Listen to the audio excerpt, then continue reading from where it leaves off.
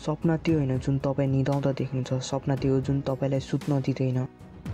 आजको कडा मेहनत नै भोलिको सफलता हो। त्यसैले साथी, जीवनमा कहिले हार नमान्नु। जीवनको हरेक चुनौतीलाई अवसरको रूपमा स्वीकार गर, किनकि तिमीमा अदम्य शक्ति छ। आफ्नो असफलताको यात्रा सङ्घर्षले भरिएको हुन्छ।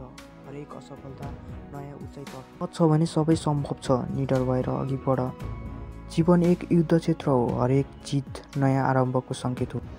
हारको डरलाई परास्त गर्नुहोस्, किनकि हरेक चुनौतीले तपाईँलाई अझ बलियो बनाउँछ। आफ्नो सपनालाई उडान दिनुहोस्। तपाईँको साहस र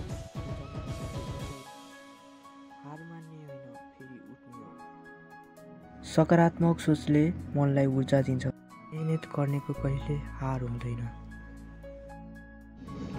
सम्हालेर हिँड्न सिक्नुहोस्। यहाँ जस्तो गर्छ अक्सर उसैले तपाईँलाई उडाएर जान्छ।